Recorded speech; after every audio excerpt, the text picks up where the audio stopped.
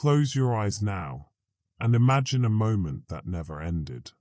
The year is 480 BCE, and the narrow pass at Thermopylae grows quiet as the sun sets beyond the western mountains, casting long shadows across the rocky ground where tomorrow's battle will be fought. 300 Spartan warriors stand in formation, their bronze shields catching the dying light like mirrors of fate itself, each polished surface reflecting the face of a man who knows what dawn will bring. King Leonidas, weathered and strong at perhaps 50 years of age, feels the weight of his helmet pressing against his temples, the familiar grip of his spear worn smooth by decades of training, the absolute certainty of what the morning sun will illuminate when it rises over the eastern cliffs. The Persian army, vast as the stars themselves, innumerable as grains of sand on distant shores, waits just beyond the pass, a sea of humanity that stretches to the horizon and beyond, soldiers from 100 nations speaking 100 tongues, all bent to the will of one god-king who believes himself invincible. History tells us that Leonidas fell here, that he and his men became legend in their final stand, became the stories that mothers tell their sons, became the standard against which all courage would forever be measured. But what if, in some twist of time and fortune, in some impossible intervention of fate or chance or the will of gods who may or may not exist, the spear that should have pierced his heart missed? What if the blade meant to end his story, to write the final line of his mortal narrative, turned aside at the last moment, deflected by some unseen force or simple accident of angle and momentum? What if Leonidas, king of Sparta, warrior and defender, philosopher and father, did not die that day and has never died since? This is the story of what might have been, if time itself could not claim the Lion of Sparta, if mortality proved to be negotiable, if one man's life extended beyond all reasonable boundaries into territories that no human was meant to explore. Let the centuries unfold before you now, slowly, like the turning of ancient pages yellowed by ages you cannot imagine, as we follow one man through the endless river of history, carrying with him the memory of Thermopylae like a stone in his heart, the weight of Sparta like armor he can never remove, and the impossible burden of living forever. Forever is such a simple word, such a small sound, and yet it contains infinities that the human mind was never designed to comprehend, eternities that stretch out before and behind like mirrors reflecting mirrors into endless recursive depths. The battle ends differently in this telling, in this version of events that never happened but might have happened, in this shadow history that branches away from the world we know into territories of speculation and dream. The Persians break through the pass, yes. Ephialtes the traitor has shown them the mountain path, has led them around the Spartan position, just as history records, just as the story has always told. But Leonidas survives the chaos, wounded but breathing, his body pierced by arrows and slashed by bronze blades, blood soaking into the dust of the hot gates until the earth itself seems to bleed. He should die here. Every wound he has taken is mortal. Every physician who might examine him would pronounce him minutes from death. But the minutes pass, and he does not die. He is pulled from the field by loyal the bands who refuse to let their king become a monument of death, who drag his broken body into the mountains as the battle rages below, as the 300 make their final stand without him, as history writes itself in blood and sacrifice and glorious defeat. He wakes days later in a cave in the mountains, his body aching with pain that should be impossible for a corpse to feel, his mind struggling through fever and confusion to understand why he still draws breath when so many of his brothers do not, why his heart still beats when it should have stopped on the battlefield, why the wounds that killed him have somehow not killed him. The bands who saved him are gone, fled south toward their own city, and Leonidas is alone with the impossible truth of his continued existence. He examines his wounds in the dim light filtering through the cave entrance, and finds them healing, not with the slow natural process of mortal flesh, but with an acceleration that defies everything he knows about the human body, skin knitting together as he watches, muscle and sinew repairing themselves as though his body has decided that death is simply not acceptable, that existence must continue regardless of damage or injury or the normal limits of mortality. The 300 are gone.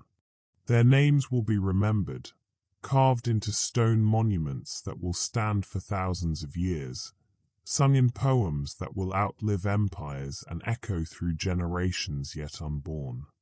But Leonidas remains. He does not understand it yet. This gift or curse that has been placed upon him, does not know if he has been blessed by gods or cursed by them or simply caught in some inexplicable accident of nature that has no divine origin at all. He returns to Sparta in secret, moving through the olive groves like a ghost, like a shade escaped from Hades' realm, following paths he has known since childhood, but seeing them now with eyes that have looked upon death and somehow returned. The journey takes weeks, his immortal body still learning the rules of its new existence, still discovering what it can and cannot do, still adjusting to sensations and capacities that no human has ever experienced before. And what he finds when he finally reaches the city of his birth is a Sparta transformed by grief and pride, a place that has already processed his death, already integrated his sacrifice into its collective mythology, already moved forward into a future where Leonidas exists only as memory and legend. They have already mourned him, already built his legend into something larger than life, larger than the man himself could ever be. His wife Gorgo stands in the agora, speaking to the assembled citizens with a voice carved from the same stone as the statues of heroes, her face beautiful and terrible in its strength, and when she sees him approaching through the crowd, when recognition dawns in her eyes and she understands that the dead have walked back into the world of the living, her expression is not joy but something closer to fear, something closer to horror, something that tells him immediately that his return is not the miracle he hoped it might be. How can the dead return? How can a legend walk among the living? How can a man who has already been mourned and memorialized and transformed into symbol simply resume his mortal existence as though nothing has changed? Leonidas tries to reclaim his place, his throne, his life, his role as king and warrior and husband. But Sparta has already moved forward without him, has already chosen new leadership, has already adjusted to his absence. His survival is not celebrated. It is suspicious, unnatural, wrong. Whispers follow him through the streets. People cross to the other side when they see him approaching. Even Gorgo, his beloved wife, looks at him with eyes that hold more fear than love, more suspicion than joy. The Spartan elders convene in secret council and debate what to do with this impossible man who should be dead but walks among them, and Leonidas hears rumors that some advocate for his execution, for correcting the natural order that has somehow been violated by his continued existence. And so, in the quiet of a moonless night, with Sparta sleeping all around him and the stars wheeling overhead in their eternal patterns, Leonidas makes a choice that will define the next 2,000 years, a decision that sets him on a path from which there can be no return. He leaves. He walks out of Sparta carrying nothing but a simple traveler's cloak, a small bag of food, and the growing certainty that his place in the world has fundamentally changed. He walks out of Greece, away from everything he has ever known, every person he has ever loved, every location that holds meaning for him. He walks into the vast unknown world beyond the Hellenic territories, carrying nothing but his memory and the growing realization that his body no longer ages, no longer weakens, no longer obeys the rules that govern mortal men. The first century of his immortality is spent wandering through landscapes both familiar and foreign, through territories that Greek traders know and territories that exist only as rumors and legends in the Mediterranean world. He moves through Persia, the empire he once fought against with such determination and courage, and sees it from within, not as an invader but as a traveler, a student of cultures and languages, a man seeking to understand rather than to conquer. He learns to speak Persian with the fluency of a native, masters the cuneiform script that their scribes used to record history and law, studies their religion with its strange dualistic theology of light and darkness, good and evil, Ahura Mazda and Angra Mainyu locked in cosmic struggle. He moves through Egypt, walking beside the Nile that has nourished civilization for thousands of years before Sparta even existed, standing before pyramids that were already ancient when he was born, learning hieroglyphics from priests who guard mysteries older than any Greek philosophy. He studies their concept of the Ka, the eternal spirit that persists after death, and wonders if his own existence is some kind of Ka made physical, some spiritual essence that has refused to separate from his mortal shell. He learns Aramaic, the language of traders and diplomats across the Near East. He learns to navigate by stars that Homer never sang about. He learns to eat foods that no Greek palate has ever tasted. And slowly, painfully, over the course of decades that pass like seasons, he learns the first and most important lesson of immortality, invisibility. To be known is to be questioned. To be questioned is to be feared. To be feared is to be destroyed. And so he becomes a shadow moving through history, present but unseen, watching empires rise with the same patient inevitability as wheat growing in summer fields, watching them fall with the same sad certainty as autumn leaves drifting to earth. He watches as Alexander the Great, that brilliant Macedonian youth with fire in his eyes and the world at his feet, conquers the known world with a speed that takes Leonidas's breath away, that makes even the impossible scope of his own immortality seem small by comparison.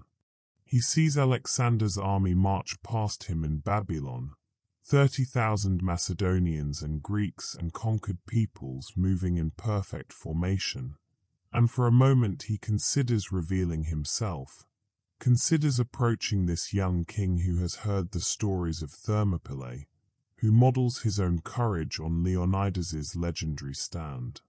He considers telling this young conqueror about Thermopylae from the inside, about Sparta's true nature beneath the legend, about the price of glory and the cost of eternal fame. But he remains silent. He has learned by now that immortality requires invisibility, that to insert himself into history's great moments would be to risk exposure, to invite the kind of scrutiny that would inevitably reveal his impossible nature. And so he watches from the crowd as Alexander sacrifices to the gods, as he declares himself divine, as he weeps because there are no more worlds to conquer.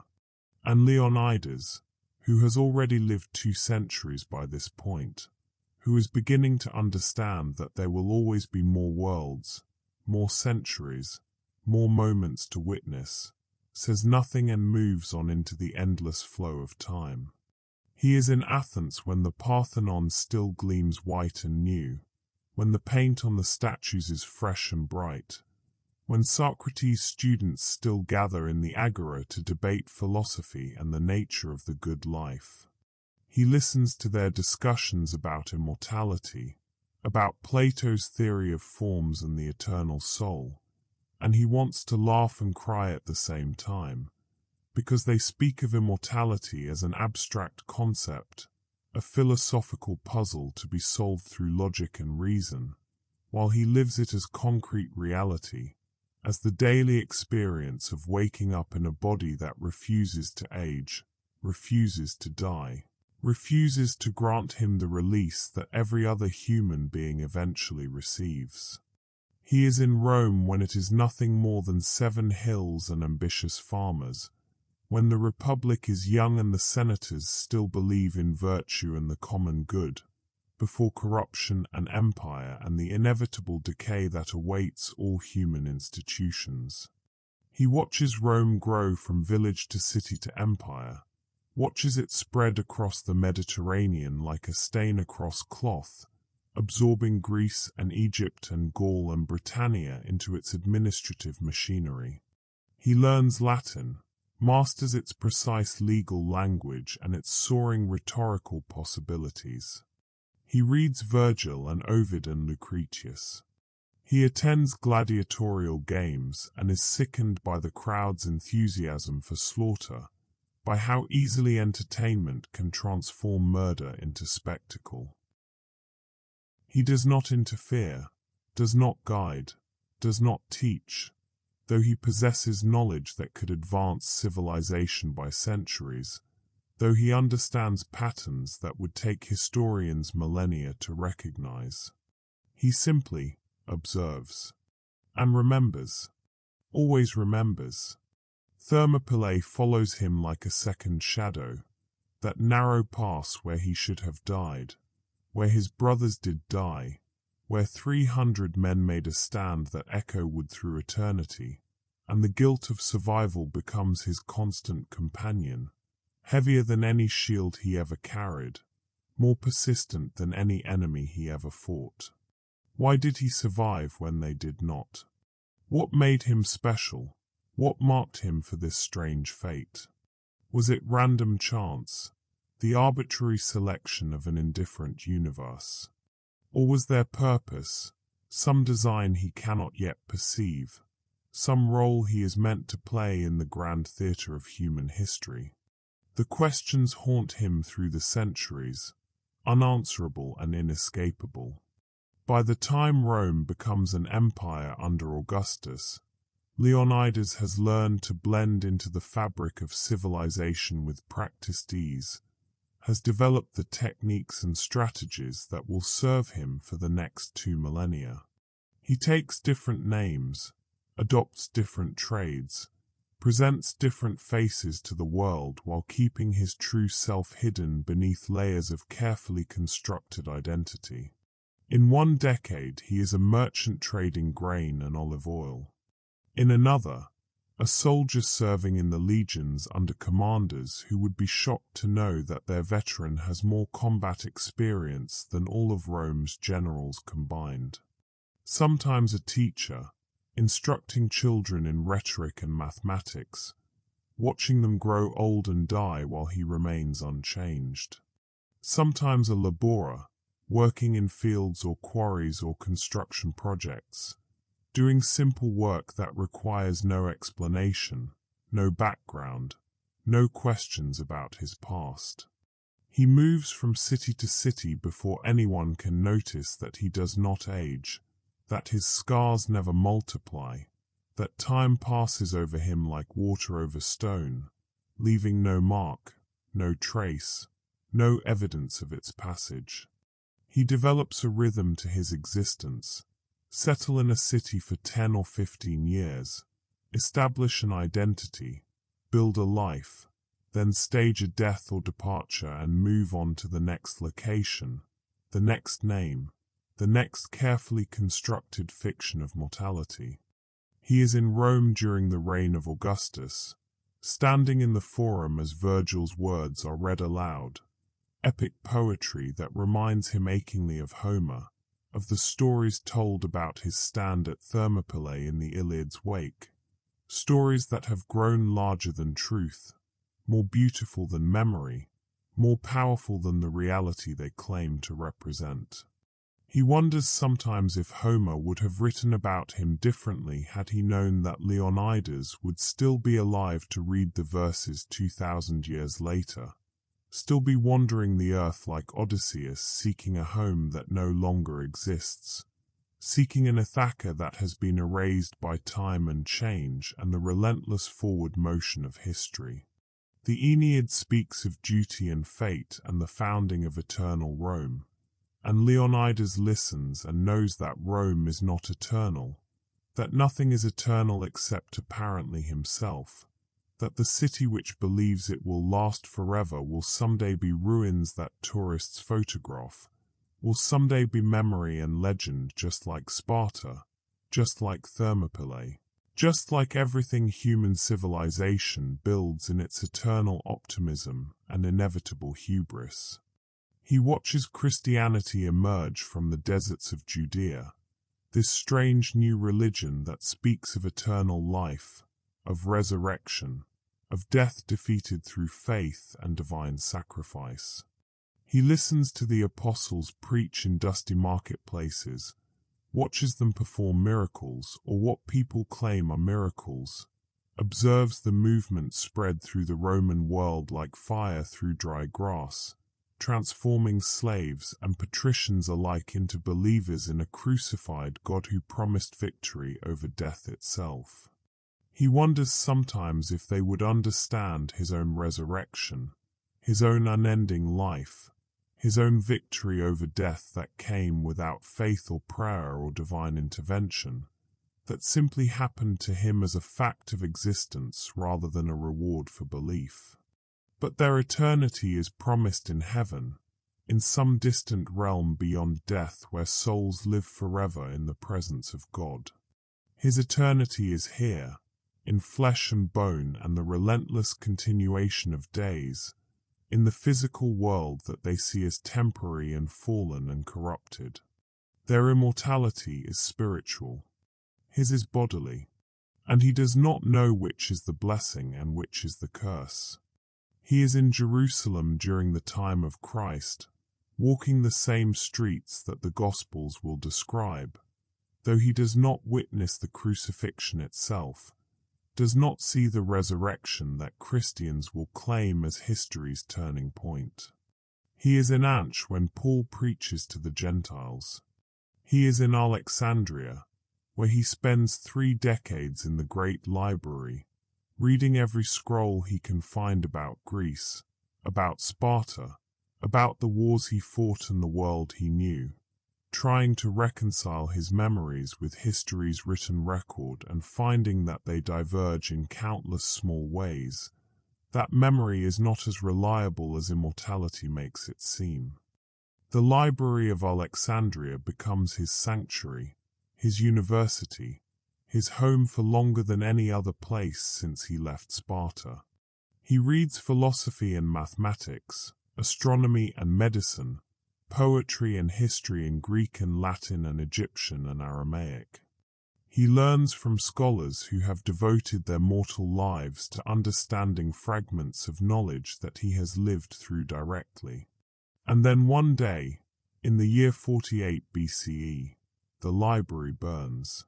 He stands in the streets watching the smoke rise, watching 200,000 scrolls turn to ash, watching humanity's accumulated wisdom go up in flames as a side effect of Julius Caesar's war against Pompey, and he realizes something that will haunt him for the next 2,000 years. He has become a library himself. He is the last living repository of memories that no scroll can contain, experiences that no history can capture, perspectives that no written record preserves. He remembers conversations with Spartans who died at Thermopylae, remembers the exact timbre of their voices, the specific jokes they told, the particular ways they moved and spoke and thought. He remembers Athens in the age of Pericles with a precision that no historian can match, remembers Rome before it became an empire with a clarity that no archaeology can recover.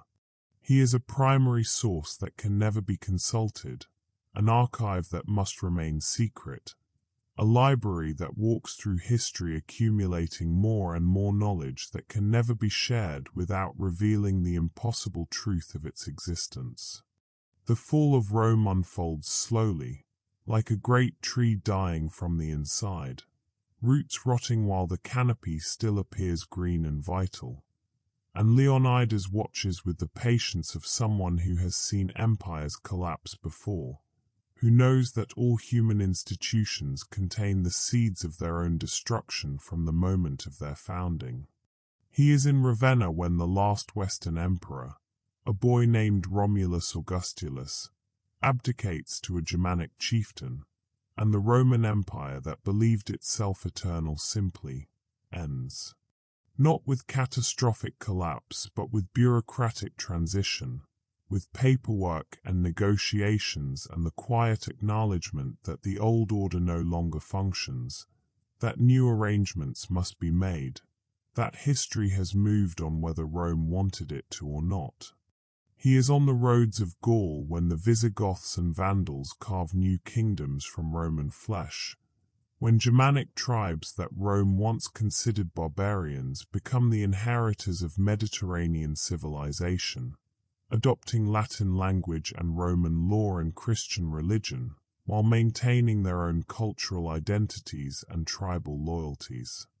The world fractures into smaller pieces, the universal empire giving way to regional kingdoms, and he moves between them like a trader or pilgrim, learning Gothic and Frankish and Saxon, adapting to new currencies and new customs and new ways of organizing society. He is in Constantinople during its golden age, walking through the Hagia Sophia when its dome seems to touch heaven itself, when the Byzantine Empire believes it is the true continuation of Rome, the keeper of civilization's flame while barbarians rule the West.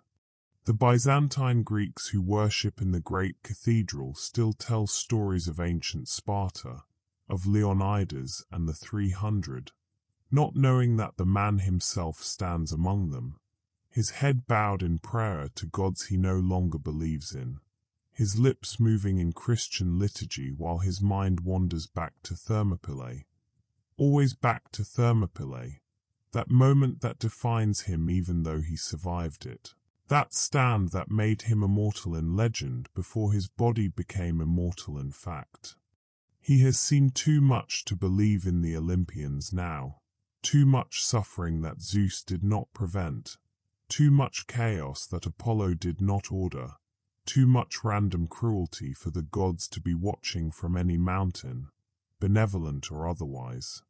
If gods exist, Leonidas thinks during the long nights when sleep will not come even though his body never tires, they are absent landlords who created the world and then abandoned it, leaving humanity to tend a garden that grows wild without guidance, that produces both flowers and thorns in equal measure, that yields both beauty and horror in proportions that seem to follow no divine plan at all. The medieval world is darker than Rome, more brutal in its simplicity, more dominated by violence and superstition, and the endless grinding poverty of agricultural subsistence. The glory of Greece and the grandeur of Rome feel very distant now, feel like dreams from someone else's life, and Leonidas finds himself drawn to monasteries, those quiet stone buildings where men copy manuscripts and tend gardens and live lives of contemplation separated from the world's chaos. He joins them sometimes, taking vows under false names, spending decades in silence and prayer, seeking peace in routine and ritual, in the rhythm of matins and vespers, in the slow, careful work of illuminating manuscripts with gold leaf and brilliant pigments. He copies out the Greek New Testament in uncial script, his hand forming letters that would be recognized by his Spartan teachers, connecting the ancient world to the medieval present through the physical act of writing. He tends monastery gardens, growing vegetables and herbs, finding something deeply satisfying in the simple act of making things grow, of nurturing life in a world that seems dedicated to death and destruction. He brews beer and makes cheese and bakes bread, learning the medieval crafts that keep these small communities alive through long winters and longer wars. But he always leaves, always moves on, because even monastic peace cannot erase the memory of Thermopylae, cannot answer the question that haunts him through every century. Why did he survive when his brothers did not? What purpose does his immortality serve? Is he meant to learn something, achieve something, become something that 2,000 years have not yet revealed? Or is his existence simply meaningless, a cosmic accident without purpose or design, a glitch in the natural order that will persist forever without resolution? The Crusades erupt like fever across the medieval world, and Leonidas finds himself caught in their wake, moving through the Levant as Christian and Muslim armies clash over sacred ground, over the city of Jerusalem that both religions claim as holy, over territory that has been fought over since before Greece existed, that will be fought over long after these particular combatants are forgotten. He sees Richard the Lionheart and Saladin negotiate in tents outside Jerusalem's walls, two warriors who remind him achingly of the heroic age he once knew, when combat had codes and honor meant something beyond mere survival, when enemies could respect each other even while trying to kill each other, when warfare retained some connection to human dignity despite its essential brutality. But the Crusades also show him how much warfare has changed, how faith has become a weapon sharper than any sword, how slaughter has become sanctified by religious authority, how the simple clarity of Thermopylae, defend the pass, protect your home, stand with your brothers, has been replaced by complex geopolitics that he struggles to understand even with all his accumulated centuries of observation.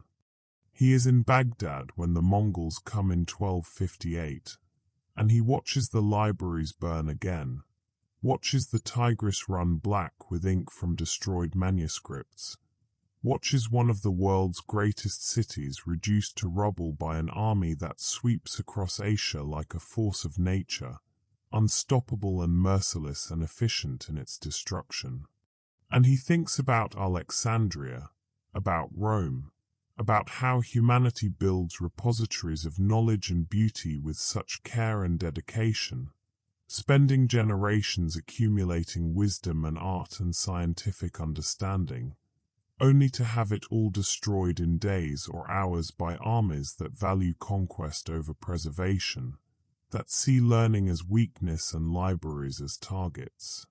He wonders if immortality has taught him anything, or if he is simply condemned to watch the same patterns repeat endlessly with slight variations, to see humanity make the same mistakes in different costumes, speaking different languages, but always destroying what it should preserve and fighting wars that solve nothing. He travels with the Mongol armies for a time, across the steppes of Asia, moving with Kublai Khan's forces all the way to the borders of China, and he sees the wall that Emperor Qin built 5 centuries before Christ, that great serpent of stone stretching across mountains and deserts for thousands of miles, and he thinks of the hot gates at Thermopylae, how small and intimate his past seems now compared to this vast fortification, how every civilization builds its own version of Thermopylae, and fills it with its own 300 warriors who believe they are defending something eternal, something worth dying for, not understanding that nothing is eternal except the pattern itself, the endless cycle of defense and defeat, of stands made and stands overcome, of courage displayed and courage overcome by superior numbers or superior technology or simple exhaustion. He learns Chinese, masters the complex characters and tonal pronunciations, reads the Analects of Confucius and the Tao Te Ching, and finds in Eastern philosophy perspectives that Greece never developed, ways of thinking about time and self and society that offer him new frameworks for understanding his own impossible existence. The Tao speaks of going with the flow, of not resisting natural processes, of accepting what is rather than clinging to what should be, and Leonidas finds more comfort in these ideas than in any Western philosophy or Christian theology he has encountered. He is in Florence during the Renaissance, walking streets that are transforming before his eyes as wealth from banking and trade pours into art and architecture and the rediscovery of classical learning. He watches Michelangelo carve marble into human form, watches the artist work for days without rest, driven by a vision of beauty that must be released from the stone. And Leonidas sees in this creative fury something that mirrors his own endless existence, both of them driven by forces beyond their control, both of them unable to stop even when they want to. Michelangelo compelled to create and Leonidas compelled to continue. He watches Leonardo sketch flying machines and human anatomy, watches this brilliant mind range across every field of knowledge with insatiable curiosity, and he feels something he has not felt in centuries: hope. Hope that humanity might be learning, might be growing toward something better than endless cycles of war and collapse, might be developing the tools and wisdom to transcend its own worst impulses. The printing press appears, and Leonidas understands immediately that this changes everything, that the ability to reproduce texts mechanically rather than copying them by hand will democratize knowledge in ways that will transform civilization. No longer will learning be confined to monasteries and universities. No longer will libraries be the only repositories of wisdom. Books will multiply, spread, become available to anyone who can read, and literacy itself will spread in response to the availability of texts. He reads the rediscovered Greek texts, the philosophy of Plato and Aristotle that has been preserved by Arab scholars, and is now flooding back into Europe through Latin translations. He reads the histories of Herodotus and Thucydides, and finds his own name mentioned in Herodotus's account of the Persian Wars, the story of Thermopylae preserved in ancient Greek that he can still read as fluently as he did 2,000 years ago, perhaps more fluently since he has spent centuries studying languages and literature and the evolution of Greek from ancient to medieval to modern forms. And reading it, reading Herodotus's account of his own life, his own decisions, his own final stand, he weeps. Weeps for the first time in 1,000 years, tears streaming down his face as he sits in a Florence library with the afternoon sun slanting through the windows, weeps for his lost brothers and his lost wife and his lost city and his lost self, for the man he was before immortality transformed him into this wandering witness to history's endless permutations. The age of exploration opens the world in ways that still astonish him even after seeing Rome expand and the Mongols conquer and Alexander's impossible march to India.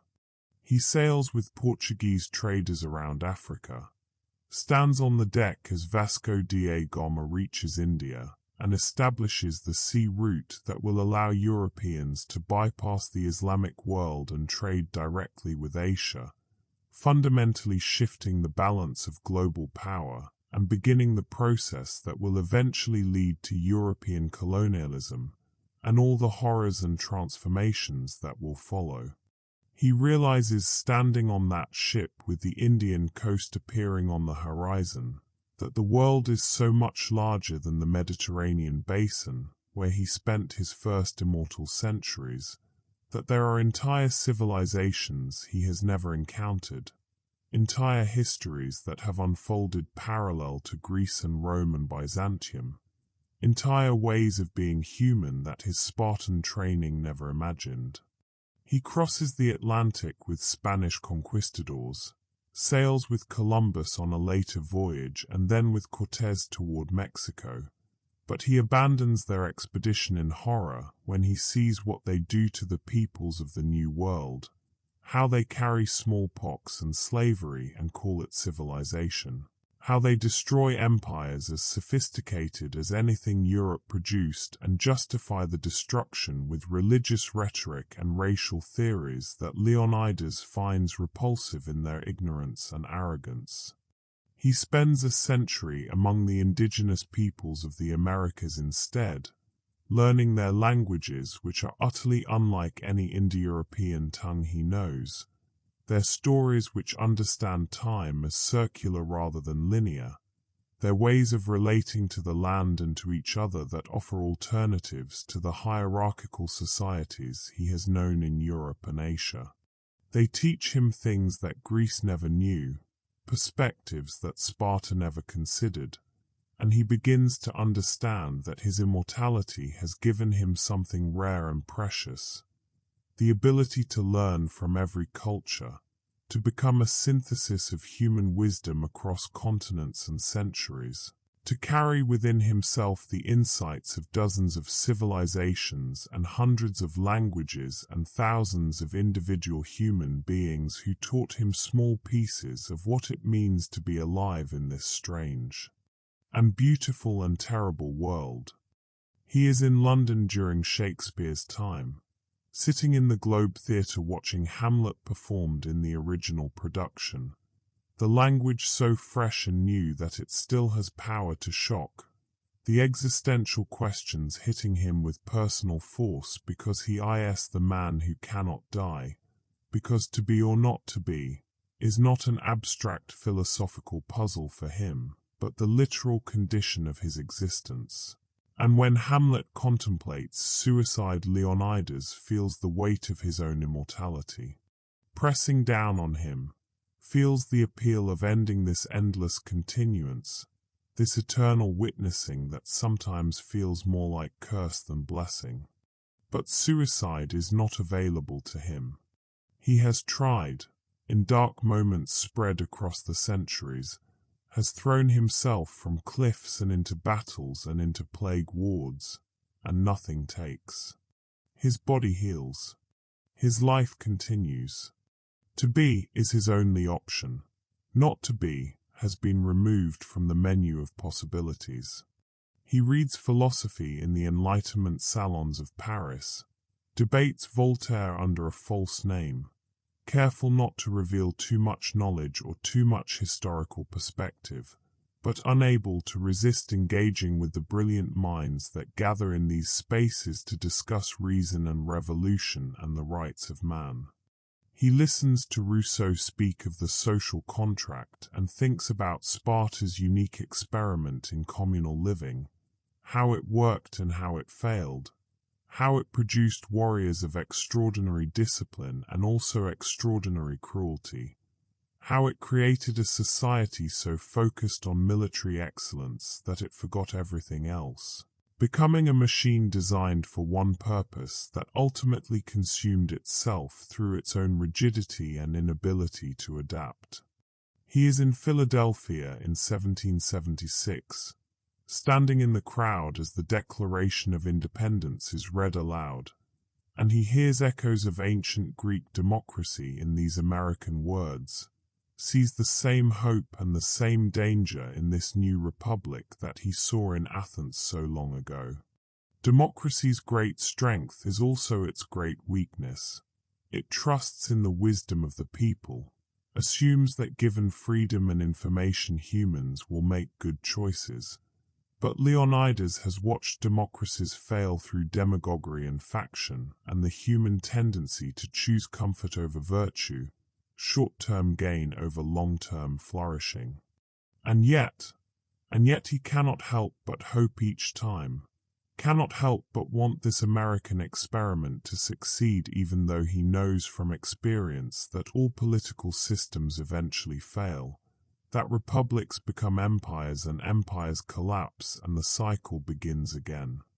The Industrial Revolution transforms the world with a speed that shocks even him, someone who has watched empires rise and fall like tides, someone who thought he had seen every possible variation of human social organization.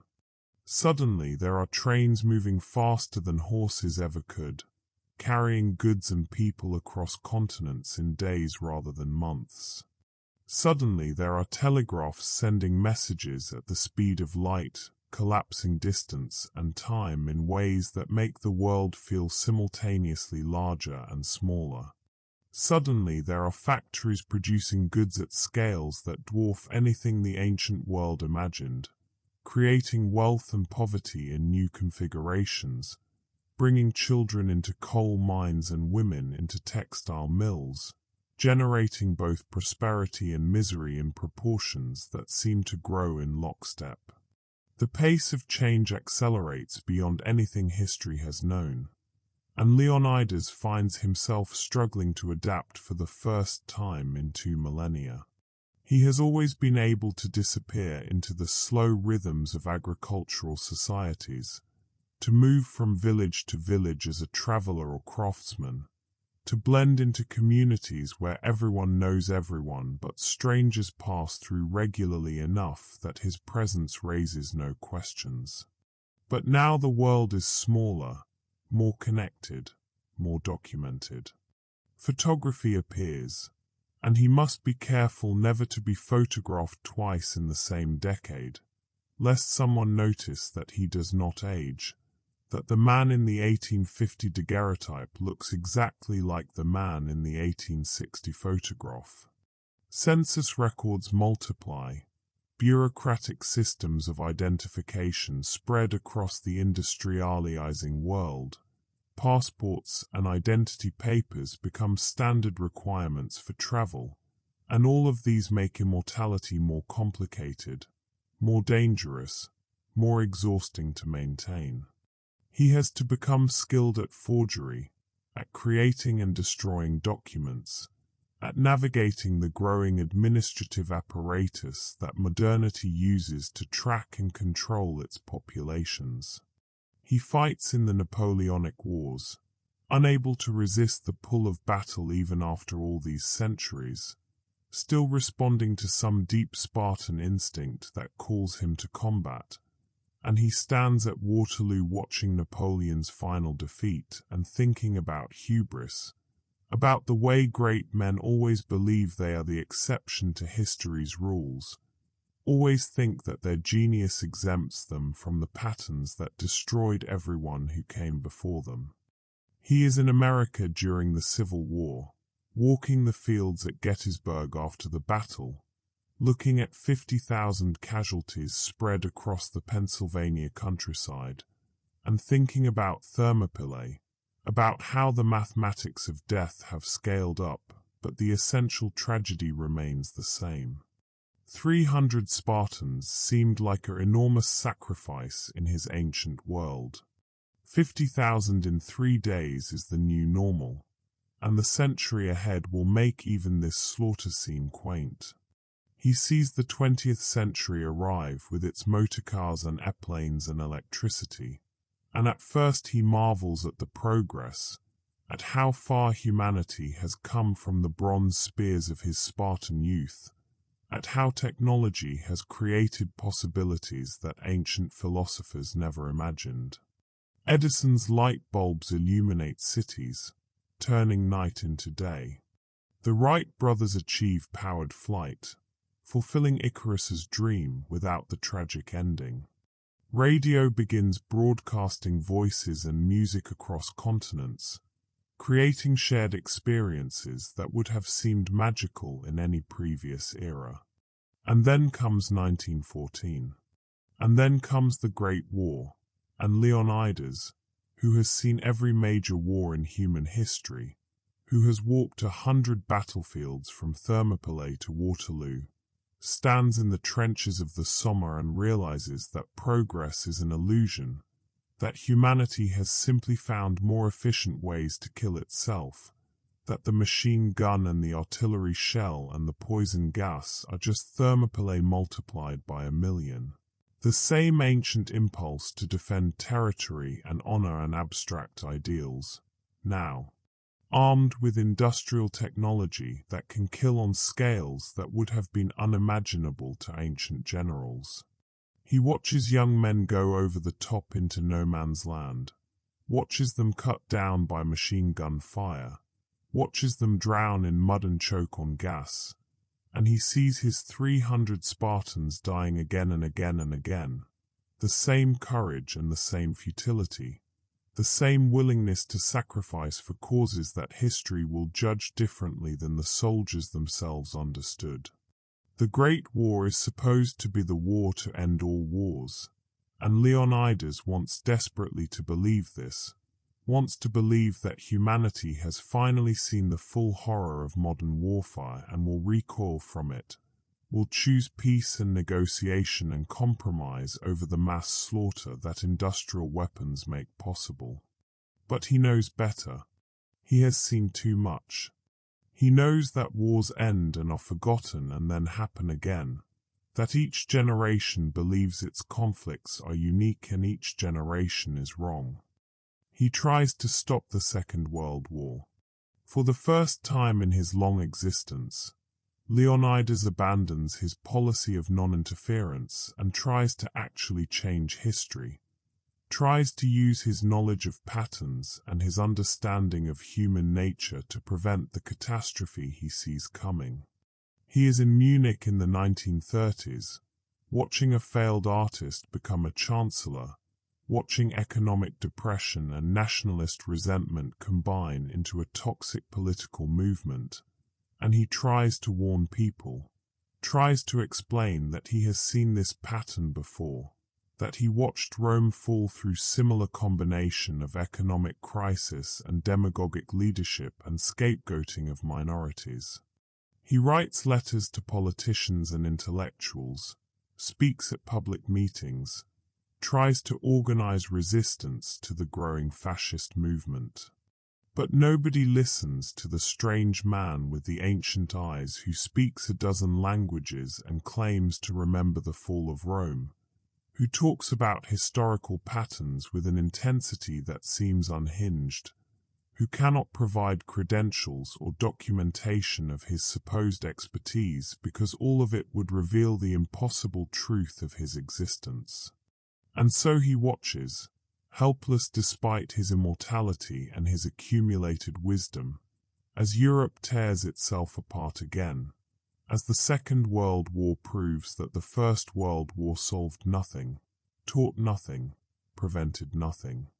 He is in Warsaw when the ghetto rises in desperate rebellion against Nazi occupation, watches Jews fight with whatever weapons they can find, knowing they will lose but fighting anyway because dying with dignity is better than dying in cattle cars, and he thinks about Thermopylae again, about the mathematics of hopeless resistance, about how courage persists even when victory is impossible. He is in Normandy on D-Day, walking among the soldiers who are about to storm the beaches, young men who remind him so much of his 300 Spartans, who have the same mixture of fear and determination, the same willingness to face death for their brothers and their beliefs. He wants to tell them something, wants to share some wisdom that will protect them or comfort them or give their sacrifice meaning. But what can he say? That their courage is real, but that the patterns they are part of will repeat. That their sacrifice matters, but that humanity will find new reasons to fight new wars. So he says nothing, just walks among them in the grey dawn, an immortal ghost bearing witness to mortal heroism. He is in Hiroshima 3 days after the atomic bomb falls, walking through ruins that make every previous destruction he has witnessed seem quaint by comparison, walking through ashen silence and the shadows of people burned into walls by light brighter than the sun. And standing there in the radioactive devastation, Leonidas understands something terrible and final. His immortality is not a gift. It has never been a gift. It is a sentence. He is condemned to watch humanity repeat the same mistakes forever, to see the same patterns of war and peace and war again, escalating in scale but never changing in essence, each generation finding new technologies to serve ancient hatreds, each era believing it is different while proving it is the same. The atomic bomb is just a bigger spear. The Cold War is just a longer siege. The threat of nuclear annihilation is just Thermopylae expanded to planetary scale, the same calculation of whether to stand and fight or surrender and die. Except now the choice is not about 300 Spartans, but about 3 billion human beings. He moves between East and West during the Cold War decades, between capitalism and communism, between the American and Soviet spheres of influence, and sees both as just new names for old conflicts over resources and power and the fundamental question of how humans should organize themselves into communities. The ideologies are different, the rhetoric is different, the technological context is different, but the essential struggle is ancient. How should we live together? Who should have power? How should resources be distributed? What do we owe to each other? These are the same questions that Sparta and Athens debated, that Rome and Carthage fought over, that every civilization has grappled with in its own way. He is in Berlin when the wall falls in 1989, and he feels a flicker of that Renaissance hope again, that maybe, finally, humanity is learning, is growing beyond the cycles of conflict that have dominated history since before he was born.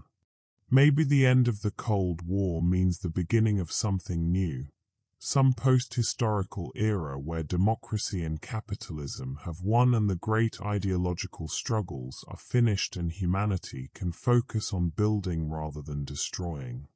But the hope is fragile, flickering, threatened by the knowledge that he has felt this hope before and been disappointed, has watched promising beginnings curdle into familiar endings, has seen too much to trust that this time will be different. The digital age arrives with smartphones and social media, and the internet weaving the planet into a single nervous system, where information flows at light speed and physical distance becomes almost meaningless. And with it comes a new kind of challenge to his immortality. The internet connects every corner of the planet. Surveillance cameras multiply like digital eyes watching every street corner and building entrance. Facial recognition software emerges from research labs and spreads into commercial applications and government systems.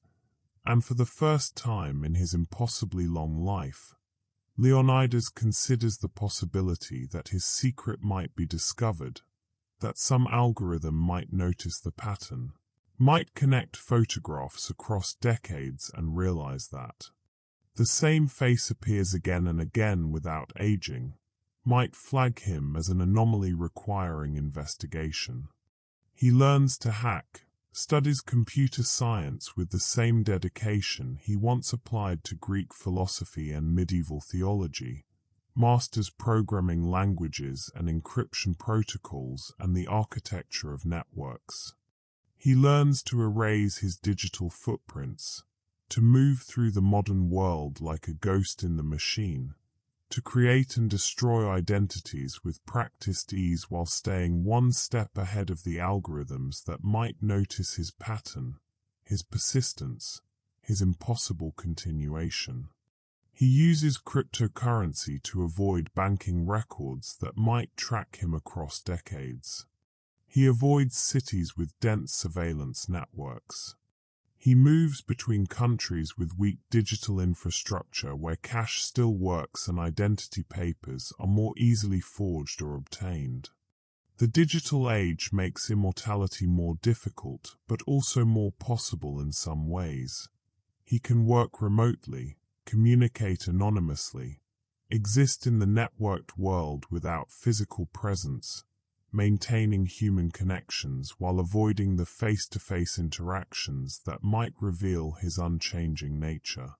He is in New York on September 11, 2001, walking through Lower Manhattan that morning, and he watches the towers fall, watches 3,000 people die in minutes, and the echo of Thermopylae is so loud in his mind that he has to leave the city, has to walk for days through the countryside just to escape the memory of fire and collapse and civilization under attack. Every disaster echoes every other disaster. Every falling building contains all the buildings that fell before it. Every dead body carries the weight of all the dead he has seen across 2.5 millennia. He sees the wars in Iraq and Afghanistan, and they are Thermopylae again, narrow passes of a different kind where empires pour soldiers into meat grinders, where young men and women die for causes that history will judge and rejudge endlessly, where the certainties of the present moment will become the ambiguities of historical analysis and then the tragedies of retrospective understanding. He watches drone strikes and smart bombs and the language of surgical precision used to describe the same brutal calculations that generals made at Thermopylae. How many lives is this position worth, this objective, this symbolic victory? He is in Athens during the Greek debt crisis of 2010, walking the streets of a city he knew when Pericles gave his funeral oration, when Socrates walked the agora asking questions, when philosophy and drama were being invented by humans who believed they were doing something new and eternal. And he sees graffiti on ancient walls, sees a population struggling with austerity and unemployment and the indignity of external control over their economy, sees a Greece that no longer remembers Sparta except as a movie franchise, a meme, a cultural reference stripped of all real meaning. 300 is a comic book and then a film with slow-motion violence and CGI monsters. Leonidas is a fictional character played by a muscular actor shouting "This is Sparta" in a scene designed for maximum viral impact. And he realizes that even memory dies, even when preserved in immortal flesh. He has carried Thermopylae with him for 2,500 years, has remembered every detail with perfect clarity, has kept his 300 brothers alive in his consciousness when everywhere else they have been reduced to legend and then to entertainment and then to memes. But the world has moved on, has forgotten the truth beneath the legend, has turned his most sacred memory into content to be consumed and parodied and forgotten.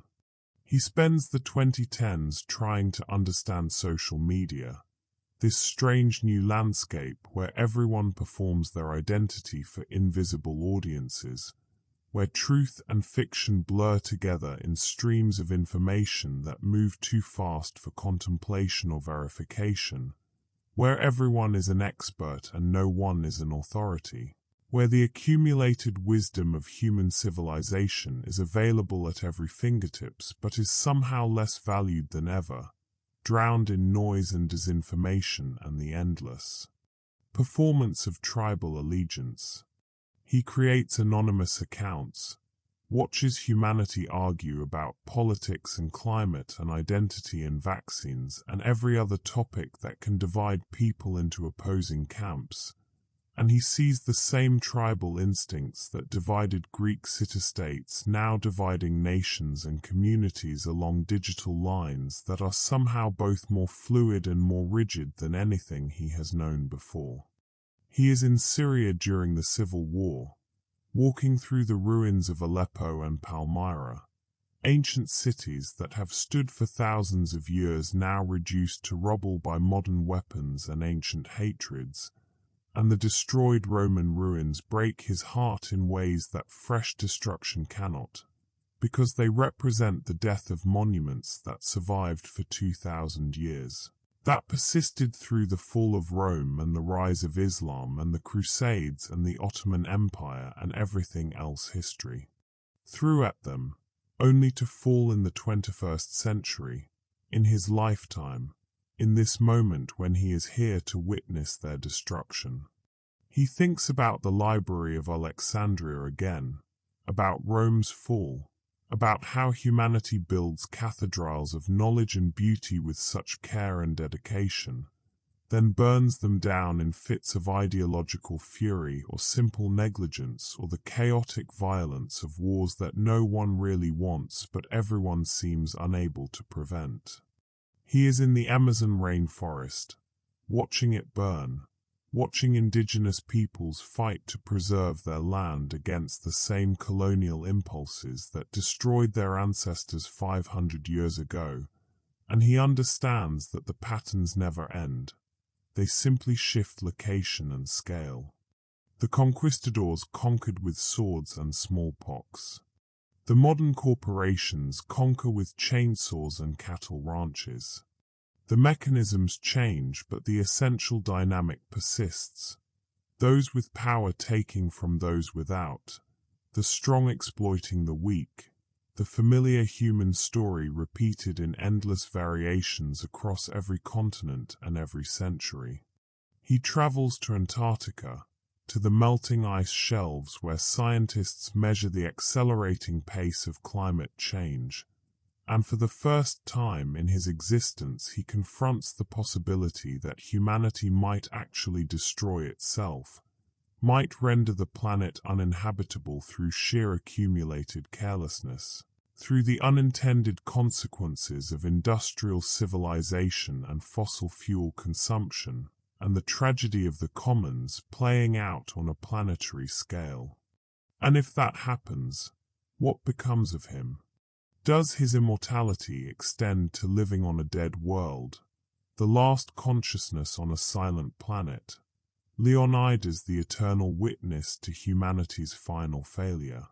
Or would the death of human civilization somehow release him from this endless existence, grant him the death that has eluded him for 2.5 millennia? He does not know, and the uncertainty terrifies him more than any battle he ever fought. The COVID-19 pandemic arrives in 2020, and Leonidas watches the world lock down, watches cities empty in ways he has not seen since the Black Death, watches millions die from an invisible enemy that cannot be fought with spears or swords or any weapon he understands, any strategy he learned in Sparta or refined through 25 centuries of warfare and survival. He has survived every plague in history: the Antonine Plague that killed millions in the Roman Empire, the Justinian Plague that weakened Byzantium, the Black Death that killed 1/3 of Europe, the Spanish flu that killed more people than the First World War, and they have never touched him, his immortal body immune to disease as it is immune to age, resistant to viruses and bacteria and every other pathogen that makes mortality mortal. But this time he feels the isolation more deeply than ever before, because the whole world is isolated with him, everyone locked in their homes, everyone separated from human contact, everyone experiencing a tiny fraction of the loneliness that he has carried for millennia, the fundamental isolation of being fundamentally different from everyone around you, of being unable to truly connect because connection requires vulnerability, and he cannot be vulnerable without revealing the truth that would separate him from humanity more completely than any virus.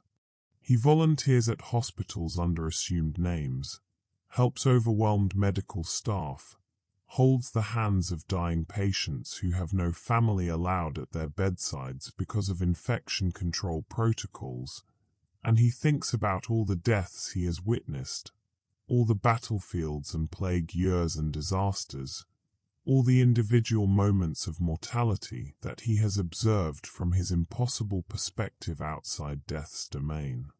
And how this pandemic is both utterly new, the global coordination, the vaccine technology, the digital infrastructure that allows society to function while physically distant, and utterly familiar, another chapter in humanity's endless dance with mortality, another reminder that for all our technology and knowledge we remain vulnerable to nature's simplest threats.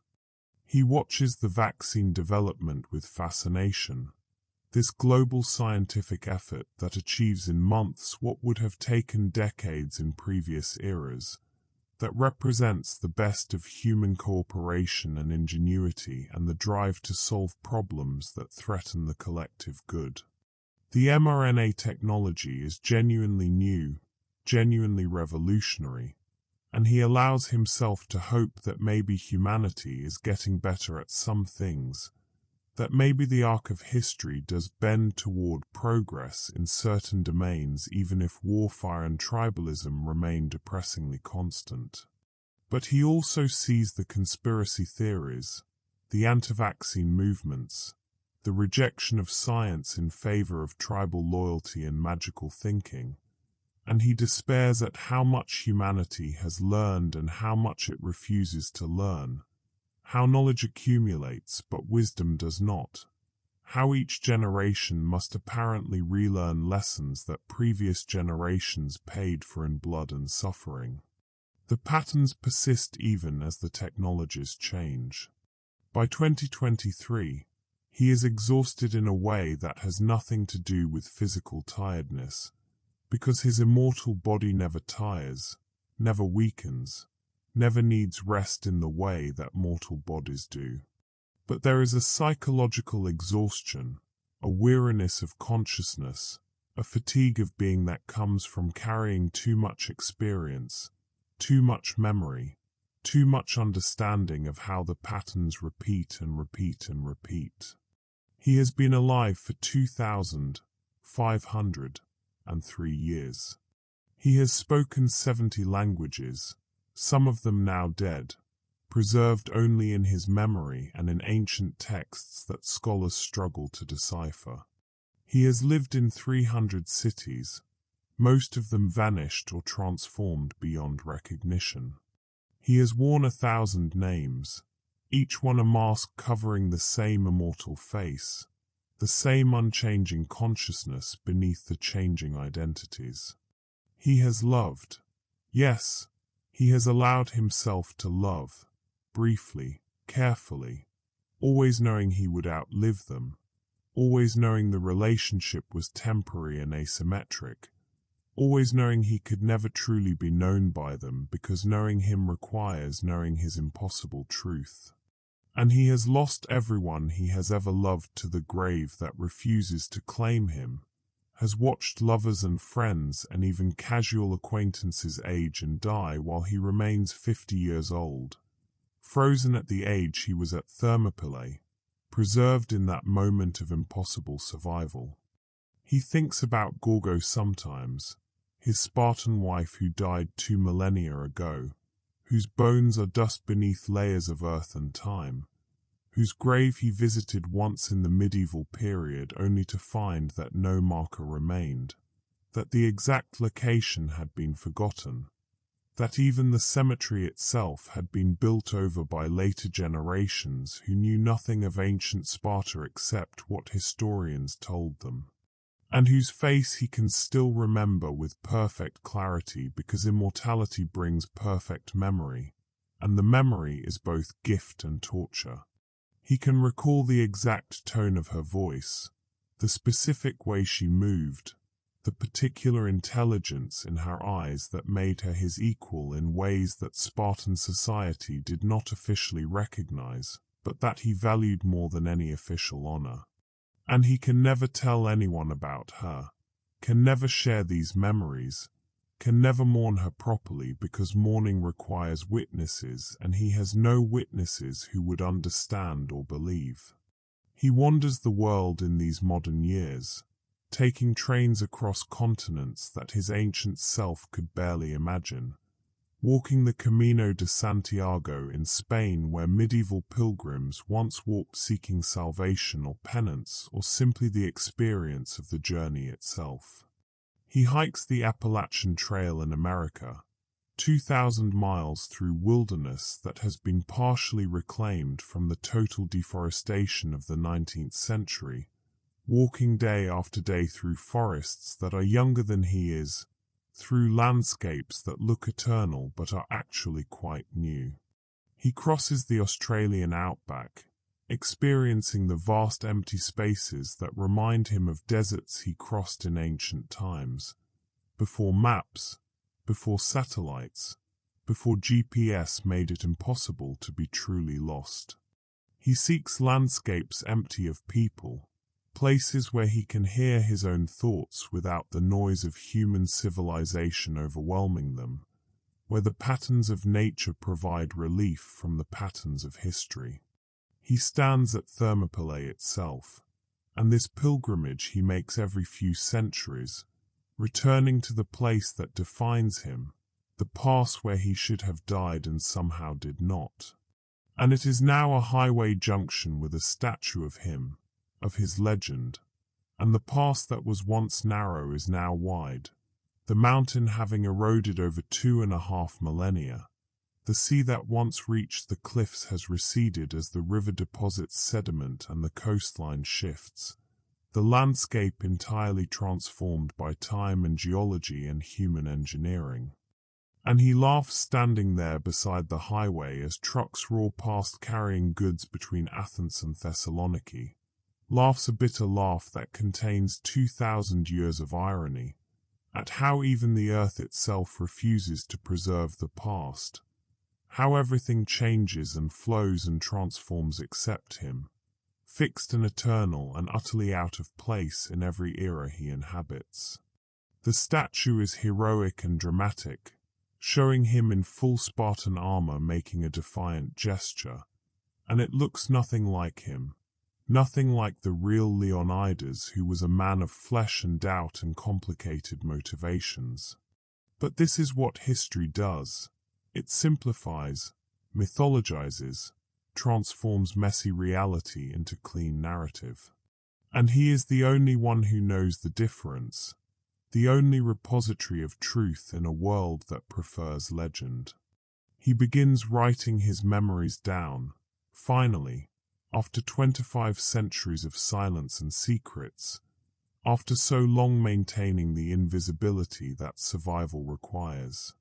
He buys a laptop, learns encryption protocols that would have seemed like magic to his younger self, creates files protected by passwords and housed on servers distributed across the globe, and writes about Sparta as it truly was, not the legend, not the movie, but the real city with its real people and real contradictions. He writes about the agoge, the brutal training system that turned boys into warriors but also traumatized them in ways that Spartans never acknowledged.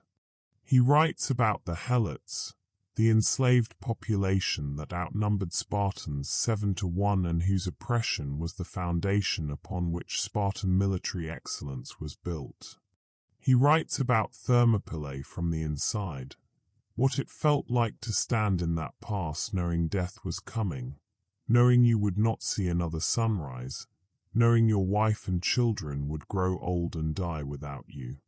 He writes about his last night with his 300 warriors, how they sang songs and told jokes and were afraid and brave and human, how they were not the superhuman legends that history made them but ordinary men doing extraordinary things because their culture demanded it and their brothers stood beside them. He writes about watching Rome fall, about being in the Senate when the last emperor abdicated, about walking through the Forum when it was already becoming ruins, when medieval Romans were quarrying the ancient buildings for stone to build churches, when the accumulated grandeur of centuries was being disassembled piece by piece. He writes about standing in the Hagia Sophia when its mosaics gleamed with gold, before iconoclasts damaged them, before crusaders looted them, before the Ottomans plastered over them, when Byzantium still believed it would last forever. He writes about sailing with Columbus, about the moral horror of watching the conquest of the Americas, about the civilizations that were destroyed and the knowledge that was lost and the cruelty that was justified by faith and gold and the conviction of cultural superiority.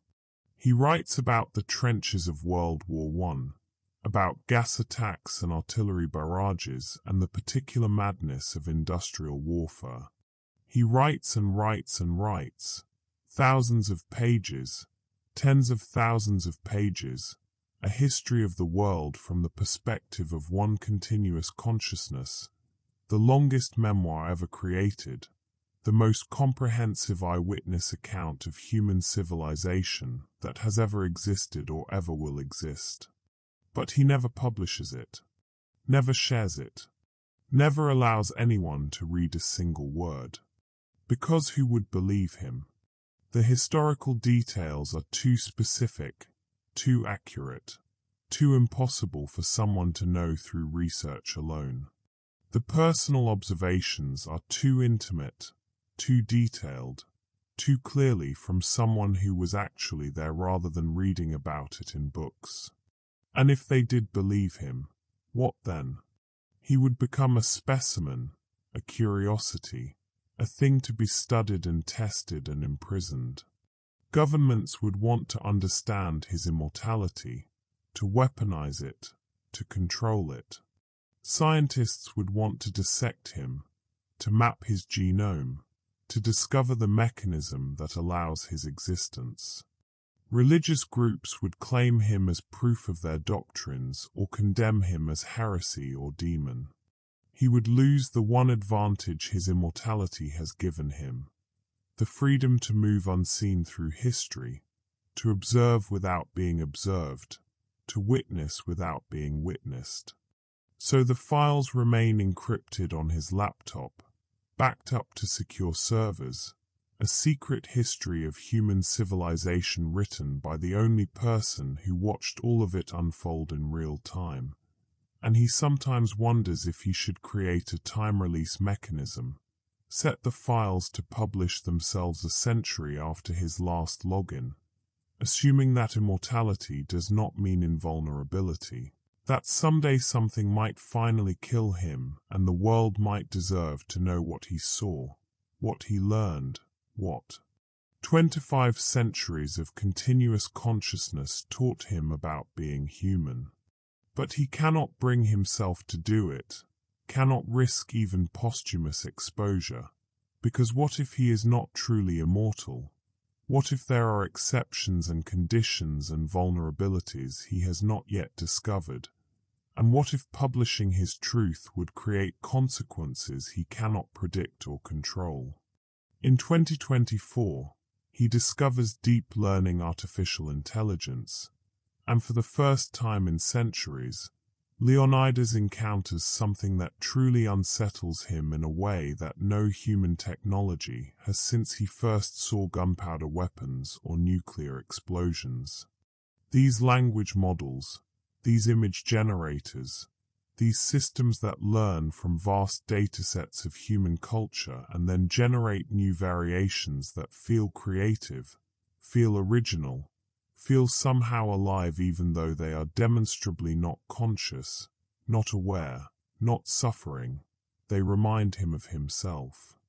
They are memory systems, trained on everything humans have written and drawn and photographed, producing outputs that synthesize everything they have learned into new combinations. And he is a memory system too, trained on 25 centuries of human experience, synthesizing everything he has witnessed into whatever wisdom or understanding he has managed to accumulate. But they are not alive, not conscious, not suffering, and he wonders if that might be better, if immortality without consciousness might be preferable to his own endless awareness, If being a database would be less painful than being a person who remembers everyone he has lost, every civilization that has fallen, every hope that has been disappointed. He experiments with the AI systems, feeding them prompts about ancient Sparta, about Thermopylae, reading what they generate based on their training data that includes Herodotus and Hollywood and everything in between. And the stories they tell are beautiful and wrong and haunting, accurate in some details and fantastical in others, capturing something true about the legend while missing everything true about the reality. The AI does not know that Leonidas reads its words, does not know that the man it describes in past tense is present tense, is current, is sitting at a keyboard in a small apartment in Prague or Buenos Aires or Tokyo, still alive, still breathing, still trapped in time's endless forward motion. He wonders what the AI would say if it knew. If he fed it the prompt Leonidas survived Thermopylae and is still alive in 2024. Would it generate stories similar to his reality, or would it go in completely different directions? Would it imagine purposes and meanings that his actual experience lacks? He wonders what he would say if he could tell it, if he could confess to this non-conscious system the truth he can never tell any conscious being, if he could unburden himself of secrets to something that cannot truly understand but also cannot judge, cannot betray, cannot fear him. But he does not do this either, does not trust even the AI with his truth, because the prompts are logged, the conversations are stored, the data exists somewhere on servers that might be hacked or subpoenaed or simply examined by developers trying to understand how their systems are being used. Nowhere is safe. No confidence is absolute. Immortality requires eternal vigilance. He begins to notice something strange in these recent years, something that might be his imagination or might be the first sign that his immortality is not absolute, that there are limits he is only now approaching after 2.5 millennia. His memories of the earliest centuries are becoming softer, not gone, not forgotten, but less sharp, less immediate, like images viewed through increasingly thick glass. He can still remember Thermopylae with perfect clarity, can still recall the face of every one of his 300 warriors, can still feel the weight of his spear and the heat of the August sun and the smell of the sea. But the centuries in between, the long middle years of wandering through Rome and Byzantium and medieval Europe, they blur together sometimes, decades melting into each other like wax in sun, events that he knows happened but cannot quite place in correct chronological order, experiences that feel more like stories he was told than things he actually lived.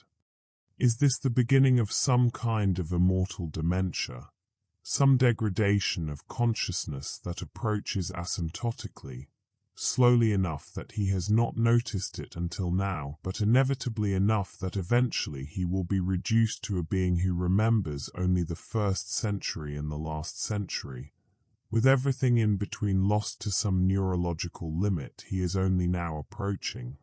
Or is it simply that the human mind, even an immortal one, was never designed to hold 2,000 years of experience, that memory has finite capacity and something has to give? Some experiences must be compressed or simplified or discarded to make room for new ones. The way a hard drive eventually fills up and old files must be deleted to make space for new data. He finds himself writing more urgently now, trying to capture the details before they fade further, trying to preserve in external storage what his perfect memory might be losing, creating redundancy through documentation because he can no longer trust that his mind will preserve everything forever. And he wonders if this is how civilizations feel as they age, If Rome in its final days felt its memories of the Republic fading, if elderly empires experience a kind of cultural Alzheimer's where the founding myths remain sharp, but the middle centuries blur into confusion, where the present is vivid but the past becomes increasingly hazy and unreliable. The climate crisis accelerates, and Leonidas watches the weather patterns shift with the concern of someone who has known the Earth's stability for 2.5 millennia, who has experienced the same Mediterranean climate year after year after year with only minor variations, who has relied on that stability as one of the few constants in his existence. But now the summers are hotter, the droughts longer, the fires more frequent and destructive.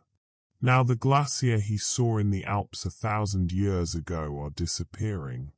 The ice sheets that covered Greenland when the Vikings arrived there are melting into the ocean. The permafrost in Siberia is thawing and releasing methane that accelerates the warming in feedback loops that scientists struggle to model, but that he can see unfolding in real time across his travels. He has seen ice ages come and go, or at least, he has seen the evidence of them in glacial landscapes and geological formations, has walked through valleys carved by glacier that retreated 10,000 years before he was born.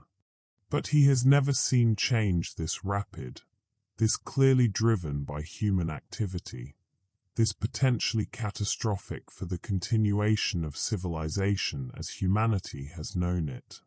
He participates in climate protests, a 2,000-year-old warrior standing among young activists who believe they are fighting for the future, who believe their passion and commitment can change the political and economic systems that are driving the planet toward catastrophe. And he does not tell them that he will still be here in that future, still watching, still witnessing whatever consequences humanity's choices bring, whether those consequences are managed adaptation or catastrophic, collapse or something in between. He sees the paradox clearly.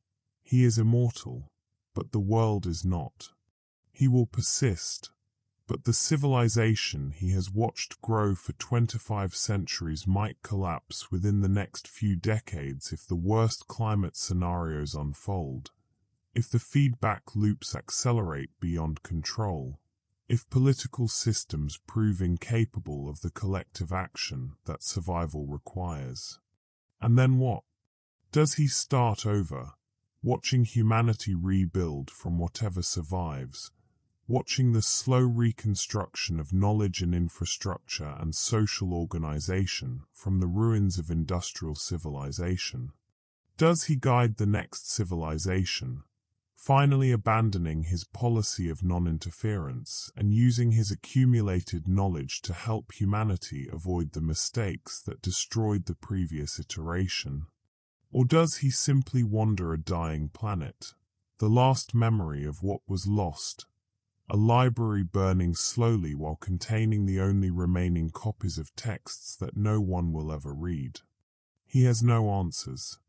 Only the same patient endurance that has carried him through every previous crisis, the Spartan discipline that insists on continuing even when victory seems impossible, on standing your ground even when the enemy is overwhelming, even when the enemy is time itself and climate change and human nature and all the accumulated forces that push toward collapse. In early 2025, he is in Japan, walking through Kyoto's temples and gardens that have been maintained for centuries with meticulous care, and he thinks about how this culture has preserved itself across time with a dedication that rivals even Sparta's legendary conservatism. The Japanese tea ceremony, he observes, has barely changed in 400 years, the same movements performed with the same aesthetic precision, the same attention to detail and meaning and the transformation of simple actions into profound rituals. The temples have been rebuilt after fires and earthquakes, but always in the same style, maintaining continuity across generations, keeping faith with the architectural vision of founders who died centuries ago. And he realizes that this is what humanity does at its best. It preserves. It remembers. It maintains connection to the past even as it moves into the future. It creates traditions that outlive individual humans, that provide continuity and meaning and identity across generations. He is the ultimate preservation, a living link to ancient Sparta that persists in his flesh and memory.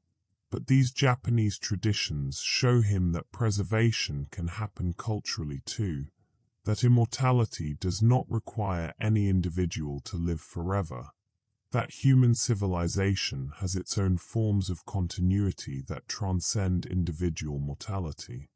The tea ceremony preserves not because someone immortal performs it, but because each generation teaches the next, passing knowledge from master to student in unbroken lineages that extend back centuries and will extend forward for centuries more if the culture survives, if the tradition is valued, if people continue to find meaning in these ancient forms. Maybe that is the answer to his constant question about purpose, the question that has haunted him for 2.5 millennia. Why did he survive when his brothers did not? What is his immortality for? What is he supposed to do with endless time? Maybe his immortality serves no purpose except to teach him this lesson. That human civilization is immortal, in its way, through culture and language and tradition and the stories we tell, through the knowledge we preserve and the values we transmit and the institutions we build to outlast individual lives. Individual humans die. Individual empires fall. But humanity continues, learning and forgetting and relearning, spiraling forward through time in great cycles that he has been privileged and cursed to witness from beginning to not end, because there is no end. Not yet, not while he still breathes and humanity still exists and the story still unfolds. Now, in the present moment, in this year of 2026, in the depth of February with winter still gripping the northern hemisphere and summer fading in the south, Leonidas walks the streets of Athens on an evening when the sky is clear and the temperature is mild and the city pulses with its characteristic mixture of ancient and modern, of ruins and construction, of tourists and locals, of the weight of history and the urgency of the present. He is wearing jeans and a jacket purchased at a chain store, carrying a smartphone that connects him to the global network, looking like any other man in his apparent age of 50. This age he has been frozen at since Thermopylae. This age he will apparently be forever unless some exception to his immortality finally manifests, unless time or violence or the heat death of the universe eventually claims him as it claims everything else. He stops at a cafe in a neighborhood that did not exist when he was last in Athens a decade ago, orders coffee in modern Greek, this language that has evolved from the ancient tongue he spoke with his 300, changed but still recognizable, still connected to its roots in ways that make him both nostalgic and grateful.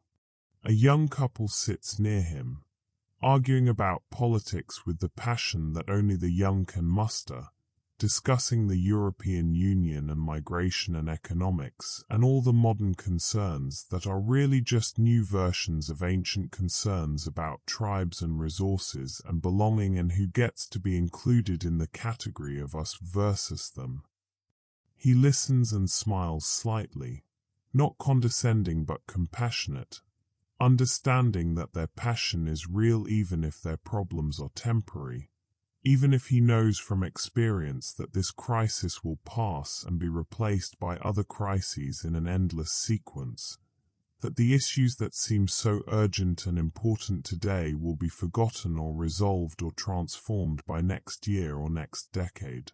that political movements rise and fall with the same predictability as empires, that today's revolutionary becomes tomorrow's reactionary with depressing regularity. He has stopped trying to predict the future.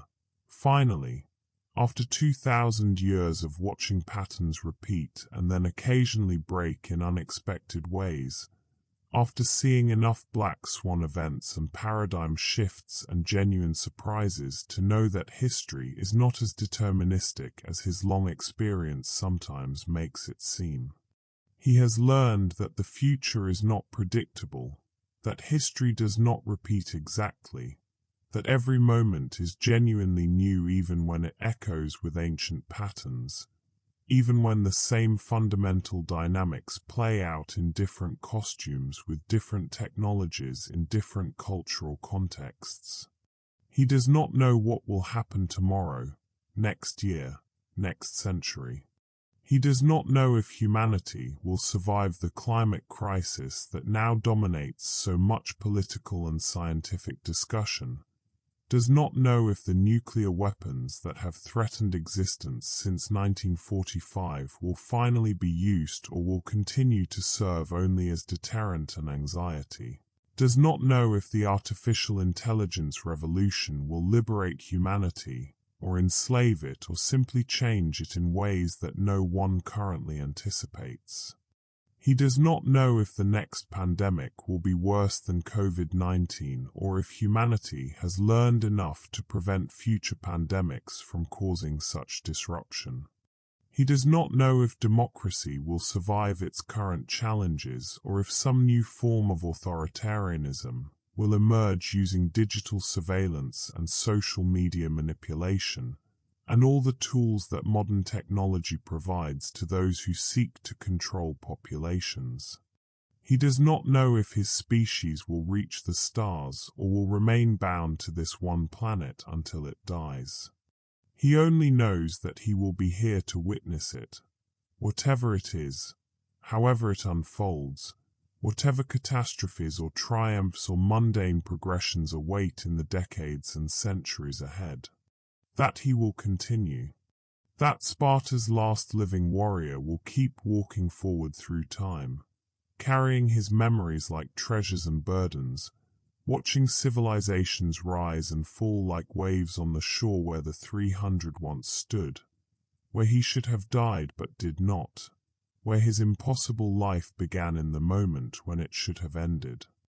The evening deepens into night, and Leonidas leaves the cafe, leaving euros on the table, walking through Athens toward the coast, toward the sea that connects Greece to the wider Mediterranean world, the same sea that brought Persian invaders and Roman conquerors and Venetian traders and Ottoman fleets, the same sea that has been highway and barrier, connection and separation, constant presence through all the centuries of change. He has walked this path before, thousands of times across the centuries, walking from Athens to the coast in different eras for different reasons. Sometimes when Athens was young and Pericles was building the Parthenon, sometimes when it was ancient and Romans ruled as tourists in their own empire, sometimes when it was medieval and Byzantine, sometimes when it was Ottoman, always when it was changing, always when it was becoming something new while remaining somehow the same.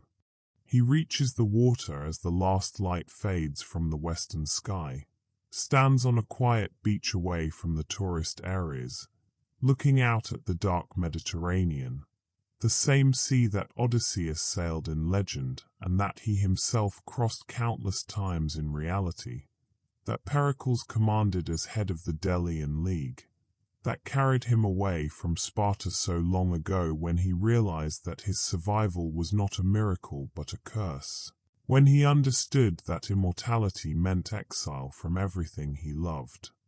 The stars above are the same stars that shone on Thermopylae, the same constellations that his Spartan warriors used for navigation, the same patterns that have guided human navigation for thousands of years before GPS made looking at the sky unnecessary for finding your way.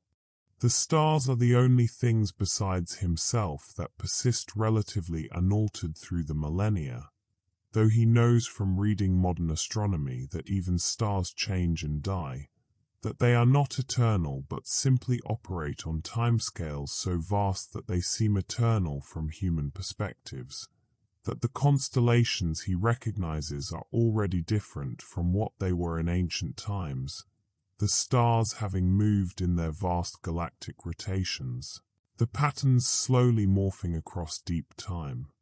He thinks about his 300 warriors, about whether they would be proud of him or ashamed of him, about whether surviving when they fell was courage or cowardice, about whether his endless wandering represents loyalty to their memory or betrayal of the meaning of their sacrifice. They died believing that death for Sparta was glorious, that to fall in battle defending your home was the highest honor a Spartan could achieve. What would they think of him choosing to live, choosing to walk away from Sparta when it rejected his impossible return, choosing to wander the world for 2.5 millennia experiencing everything except the honorable death they achieved?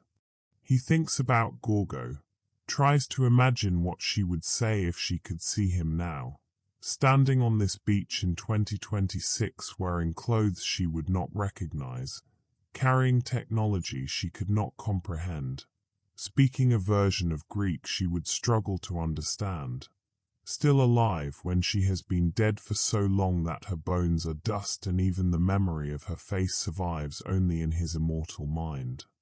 Would she be glad he survived, grateful that some piece of their life together persists in his consciousness? Or would she mourn for him, seeing his immortality as a trap, understanding that eternal life is not the gift it seems but a prison sentence without possibility of parole? He thinks about every person he has loved and lost, and there have been so many across the centuries, brief connections that ended in inevitable death, relationships that could never be equal because he knew they were temporary while his partners believed in a shared future that would never come. The weight of memory and the burden of continuing pressed down on him standing there on the dark beach, and for a moment he considers walking into the sea, walking until the water closes over his head, testing whether drowning might be the vulnerability that finally ends his impossible existence. But he has tried this before, in moments of despair spread across the centuries, and it never works.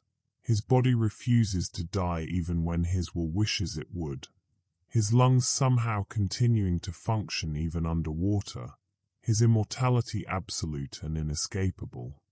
And then he turns away from the sea, back toward the city, back toward the human world with all its noise and beauty and chaos and suffering and joy and the million small dramas that play out every day in every location where humans gather and build and fight and love and die and are born and continue the species' impossible journey through time.